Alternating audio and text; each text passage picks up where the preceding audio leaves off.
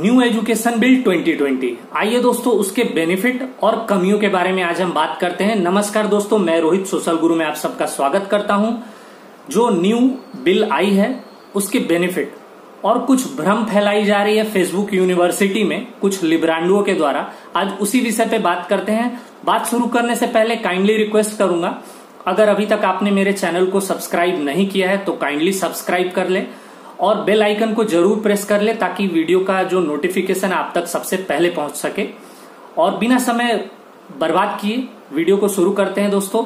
तो basically 3 benefit जो मुझे अभी तक समझ आई है, इस किताबों का बोझ कम किया जाएगा और नॉलेज पे विशेष ध्यान दिया जाएगा, मतलब फोकस नॉलेज पर होगा। दूसरा सबसे अहम बेनिफिट कि फी सरकार द्वारा निर्धारित की जाएगी। एक निर्धारित अमाउंट से ज्यादा फी कोई भी स्कूल या कॉलेज नहीं ले पाएगा, जिससे एक बहुत बड़ा ड्रास्टिक चेंज आएगा फ्यूचर में कि एजुकेशन माफिया का ये जो गोरख धंधा है पढ़ाई का, ये बंद हो सकता है या इस पे लगाम लग सकती है। और कहीं ना कहीं ये गार्जियन को भी, पेरेंट्स को भी बहुत सुकून देगी ये।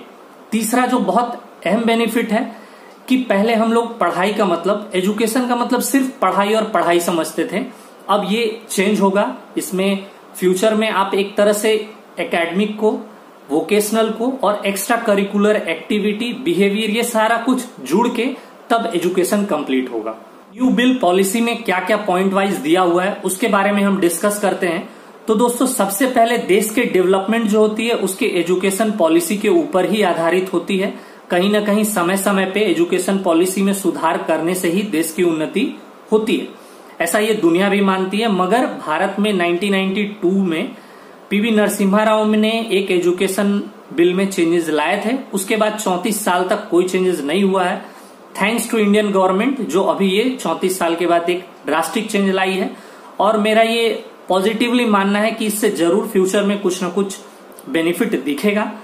तो अब एचआरडी मिनिस्ट्री को एजुकेशन मिनिस्ट्री कहा जाएगा। जो ड्रास्टिक चेंज दिख रहा है, जीडीपी का अभी तक 2% के आसपास एजुकेशन में खर्च किया जाता था, वो सीधा बढ़ा के जीडीपी का 6% तक कर दिया गया है। कहीं ना कहीं ये बहुत बड़ा चेंजेस दिखेगा फ्यूचर में, क्योंकि पैसों की कमी के वजह से भी एजुकेशन सिस्टम कहीं ना कहीं लचर हो जाती है। और पहले फोकस किया जाता था 10+2 के फॉर्मेट पे, अब ये 5+3+3+4 के फॉर्मेट में इसको चेंज कर दिया गया है। पहले प्रेप स्कूलिंग को फॉर्मल एजुकेशन नहीं माना जाता था, जहां कि अब इसको फॉर्मल एजुकेशन माना जाएगा और इसको फाउंडेशन स्टेज के रूप में लिया जाएगा। 5th स्टैंडर्ड तक स्कूल में मदर टंग या फिर लोकल लैंग्वेज में भी पढ़ाई हो सकती है। हालांकि इस बात पे फेसबुक यूनिवर्सिटी पे बहुत से झूठ फैलाए जा रहे हैं कि इससे इंग्लिश की वैल्यू बिल्कुल खत्म हो जाएगी, इंग्लिश नहीं पढ़ाया जाएगा। ऐसा बिल्कुल भी कंपलसरी नहीं है बिल में। इंग्लिश की पढ़ाई जैसे होती थी पढ़ाई होगी, इंग्लिश सब्जेक्ट भी पढ़ाया जाएगा, कोई ऐसी बात नहीं है। सिर्फ एक ये एडिशनल किया गया है कि अगर चाहे स्कूल तो लोकल लैंग्वेज या मदर टंग में भी पढ़ाई की जा सकती है।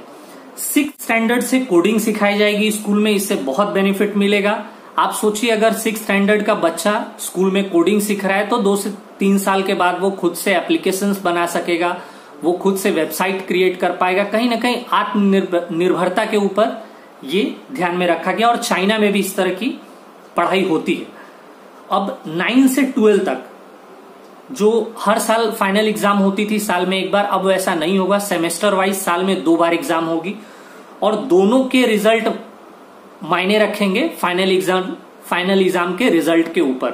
पहले क्या होता था, बहुत से बच्चे ऐसे होते थे कि साल भर वो पढ़ाई नहीं करते थे, साल में सिर्फ लास्ट के 1 मंथ पढ़ाई कर ली और वो अच्छे नंबर ले भी आते थे। लेकिन अब ऐसा नहीं होगा, सालों भर उनको पढ़ना पड़ेगा, कहीं ना कहीं लेबोरियस होना पड़ेगा और रिजल्ट सिर्फ एकेडमिक के ऊपर नहीं ध्यान में रखा जाएगा, बिहेवियर, परफॉर्मेंस, एकेडमिक और एक्स्ट्रा करिकुलर एक्टिविटीज के भी ऊपर आधार करके फाइनल रिजल्ट तैयार किया जाएगा।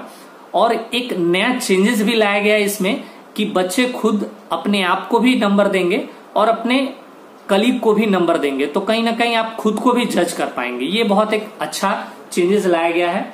हायर एजुकेशन बिल के आधार पे स्ट्रिक्ट डिवीजन नहीं होगा। पहले हम लोग देखते थे बेसिकली 3 स्ट्रीम होती थी पढ़ाई की, साइंस, कॉमर्स और आर्ट्स। अगर हम चाहे भी तो बायोलॉजी अगर हम पढ़ रहे हैं तो हम हिस्ट्री नहीं पढ़ सकते या इकोनॉमिक्स नहीं पढ़ सकते। अब ऐसा नहीं होगा, स्ट्रिक्ट डिवीजन नहीं किया जाएगा, एक फ्रेमवर्क बना दिया जाएगा कि आप चाहें तो ये भी पढ़ सकते हैं, वो भी पढ़ सकते हैं। संस्कृत को कहीं ना कहीं आप ऐड किया गया है कि अगर आप चाहें तो संस्कृत भी पढ़ सकते हैं। ये बहुत अच्छा चीज है, हर कंट्री में अपने लैंग्वेज को थोड़ा बढ़ावा दिया जाता है और यहां भी देना चाहिए। और ये सर्टिफिकेशन के लिए, डिग्री के लिए, कोर्स के लिए जो किया गया है, ये भी बहुत एक अच्छा पहल है। पहले क्या होता था, अगर हम बैचलर डिग्री के लिए कॉलेज में एडमिशन ले रहे हैं और अगर बाय द वे हम 1 साल या 2 साल पढ़ के छोड़ देते थे तो हमारा वो समय बर्बाद हो जाता था, हमारी पढ़ाई कंप्लीट नहीं हो पाती थी। लेकिन अब ऐसा नहीं होगा, इसको भी एक तरह का बैकअप दिया गया है कि अगर आप 1 साल पढ़ के छोड़ देते हैं तो आपको सर्टिफिकेट मिल जाएगी, 2 साल पढ़ के अगर आप छोड़ देते हैं तो आपको डिप्लोमा मिल जाएगा, 3 साल या 4 साल अगर आप पढ़ के कंप्लीट करते हैं तो डिग्री या रिसर्च डिग्री दी जाएगी। और अगर मान लीजिए कि आपने 2 साल या 3 साल पढ़ाई करके छोड़ दी, मान लीजिए फाइनेंशियल इशू हो गया या कोई भी फैमिली इशू की वजह से आप पढ़ाई नहीं कंप्लीट कर पा रहे हैं, तो 2 साल के बाद अगर आपको लग रहा है मैं फिर से पढ़ाई शुरू करूं, तो आपको फिर से शुरू से नहीं पढ़ना होगा। आपने जहां तक, मान लीजिए आपने 2 साल तक पढ़ाई कर लिया है तो डिप्लोमा डिग्री आपके पास है, तो आप फिर से 3rd ईयर में एडमिशन लेके फिर से अपने पढ़ाई को कंटिन्यू कर सकते हैं। ये एक बहुत अच्छा बेस दिया गया है कि पढ़ाई को ऐसा नहीं बनाया गया है कि आप बंधे हुए ही पढ़ाई करेंगे। आप जहां तक पढ़ाई कंप्लीट कर लिया उसके हिसाब से ही आप आगे फिर फ्यूचर में पढ़ाई कर पाएंगे। कहीं ना कहीं साहित्य, संगीत और कला को भी एजुकेशन में जोड़ा गया है। हर कॉलेज में ये मैंडेटरी होगा कि आपको हर तरह की पढ़ाई अवेलेबल होगी। आप अभी तक देख पा रहे होंगे, देखते हैं कि जिस कॉलेज में साइंस पढ़ाया जा रहा है वहां पे कॉमर्स नहीं है, वहां म्यूजिक नहीं है, ये नहीं है, वो नहीं है। तो अब ऐसा नहीं होगा, हर कॉलेज में ये सब सारी सुविधा उपलब्ध होगी। और जब इतना सारा पढ़ाई में ड्रास्टिक चेंजेस आएंगे तो टीचर्स के ऊपर भी कहीं ना कहीं एक चेंजेस का दबाव आएगा। तो एनसीईआरटी के अनुसार ये 2021 में ये फ्रेमवर्क रेडी हो जाएगा और कहीं ना कहीं 2030 तक ये पूरी तरह से लागू हो जाएगा। 4 साल का बीएड मैंडेटरी हो जाएगा टीचर्स के लिए भी, कि ऑल ओवर इंडिया में जहां भी टीचर्स हैं वो सारे एक लेवल पे हों।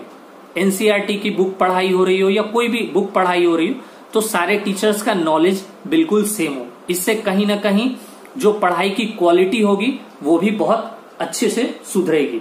और इस बिल का जो ओवरऑल एक्सपीरियंस मैंने पढ़ने के आधार पे जो बनाया है, वो बहुत से फ्रेमवर्क को देखते हुए लगभग 3-4 साल के मेहनत, 2016 में ही स्मृति ईरानी ने इस पे मेहनत करना शुरू कर दिया था, जो एचआरडी मिनिस्टर थी उस समय। और ये एक ड्रास्टिक चेंज लाने के ऊपर एक लंबा होमवर्क रहा है। तो मेरा ऐसा मानना है कि फ्यूचर में ये जरूर अच्छा रिजल्ट देगी। करते हैं दोस्तों एजुकेशन बिल की कमियों के बारे में। सोचिए दोस्तों, जो बिल अभी तक इफेक्टिवली काम भी नहीं कर रहा है तो कहीं ना कहीं उस बिल की कमियों के बारे में बात करना बेईमानी होगी। पहले इस बिल को इफेक्टिवली काम करने दीजिए। हो सकता है इसमें बहुत से चैलेंजेस आए तो उसमें सुधार की पूरी गुंजाइश होती है। संविधान में भी अमेंडमेंट की पूरी जगह है। ऐसी कोई कंपल्सन नहीं है कि इस बिल को फ्यूचर में कोई करेक्शन नहीं किया जाएगा। हालांकि फेसबुक, इंस्टाग्राम, इस तरह की यूनिवर्सिटी में बहुत से लिब्रांडू बैठे हैं जो इसकी कमी निकाल रहे हैं, ऐसा हो जाएगा, वैसा हो जाएगा। पिछले 34 साल से जब ये बिल नहीं आया था तो इन लिब्रांडुओं को ये बात बतानी चाहिए थी कि देश के डेवलपमेंट के लिए एजुकेशन पॉलिसी कितनी इंपॉर्टेंट है। फिर भी अगर इनके बातों पे आप कंफ्यूज हो तो मैं डिस्क्रिप्शन पे लिंक दे दे रहा हूं। आप एजुकेशन बिल को ध्यान से धीरे धीरे पढ़ें, जो आपकी कंफ्यूजन हो उसको पूरी तरह से दूर हो और इस तरह के भ्रम में बिल्कुल ना आए। अब ये रिक्वेस्ट करूंगा दोस्तों कि इस वीडियो को ज्यादा से ज्यादा शेयर करें। स्टूडेंट तक, पेरेंट्स तक ये मैसेज पहुंचना चाहिए कि इस न्यू एजुकेशन बिल में क्या बेनिफिट है।